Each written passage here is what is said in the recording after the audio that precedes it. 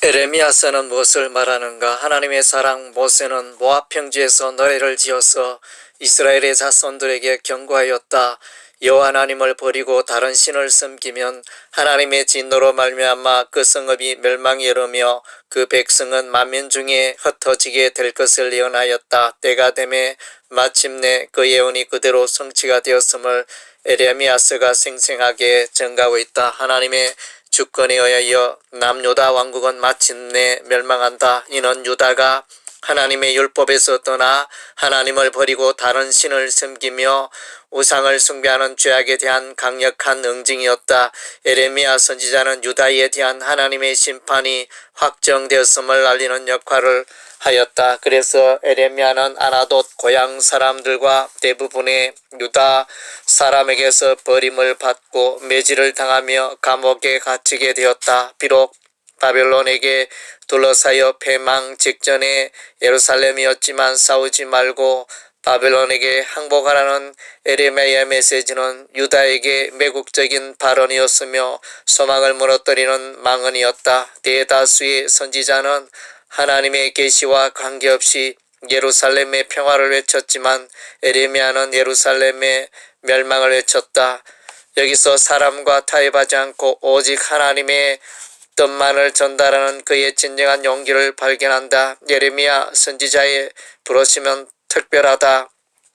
그가 모태에서 생기기 전에, 그가 모태에서 나오기 전에 그를 하나님께서 여러 나라의 선지자로 세웠다. 그에 대한 하나님의 부르심의 목적은 여러 나라와 여러 왕국을 뽑고 파괴하며 파멸하고 넘어뜨리며 건설하고 심는 것이었다.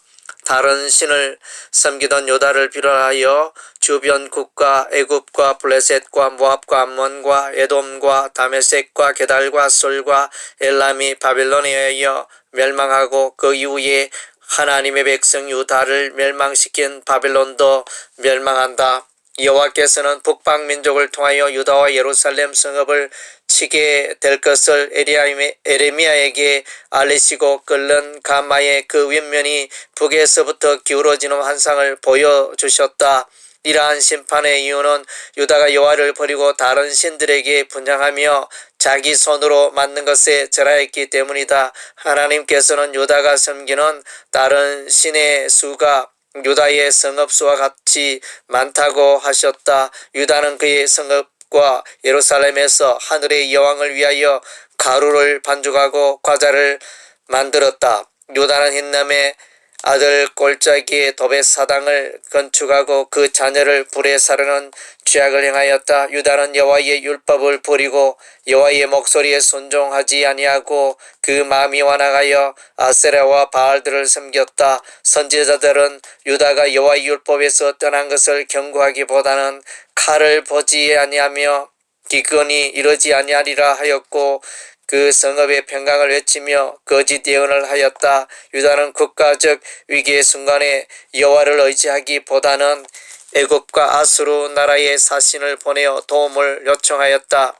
그러나 이러한 방법은 큰 도움이 되지 못하였고 오히려 주변 강대국을 가나안 땅으로 초청하여 전쟁터가 되게 하였다. 하나님께서는 어인 10명이 소돔과 고모라에 있다면 그의 진노의 심판을 거두리라 하셨는데 이제 예루살렘에 정의를 행하며 진리를 구하는 자 한 사람을 찾으면 이 성읍의 심판을 거두리라 하셨다. 이는 유다가 총체적으로 타락하였다는 증거이다. 이처럼 선지자의 경고에도 불구하고 유다가 죄악을 향해 치닫는 모습이 마치 전쟁터로 향하는 달리는 말과 같았다. 여호와의 성전을 도둑의 소굴로 만들었다. 하나님께서는 유다 백성이 짐승보다도 못하다고 책망하신다. 공중의 학은 그 정한 시기를 알고 산비둘기와 제비와 두루미는 그 올 때를 지키거늘 내 백성은 여호와의 규를 알지 못하도다.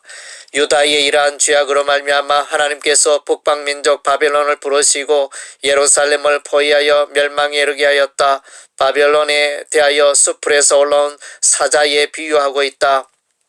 바벨론의 병거는 회오리 바람 같고 그의 말들은 독수리보다 빠르다. 유다는 바벨론에서 70년간 포로 생활을 하게 된다. 유다 왕 히스기야의 아들 므낫세가 예루살렘에 행한 악행으로 말미암아 유다는 세계 여러 민족 가운데 흩어지게 된다. 하나님께서는 유다는 도무지 죄로부터 돌아설 능력이 없다고 하셨다. 그 수인이 그 피부를 표범이 그 반점을 변할 수 있느냐 알 수 있을진데 악에 익숙한 너희도 선을 행할 수 있으리라.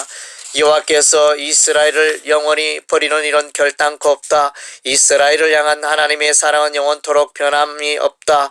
여호와께서는 그의 종 다윗에게 세운 그의 언약과 그를 섬기는 레위인 제사장에게 세운 언약을 변개하지 아니하신다. 여호와께서는 모세 언약에서 나아가 새 언약을 말씀하셨다. 그 새 언약은 하나님의 법을 이스라엘과 유다의 생각에 두고 그들의 마음속에 기록하는 것이다. 그리하여 이스라엘과 유다는 하나님과 온전히 연합될 것이다. 한편 육의 할례가 아니라 마음의 할례를 통하여 여호와께 속하라 명령하고 있다.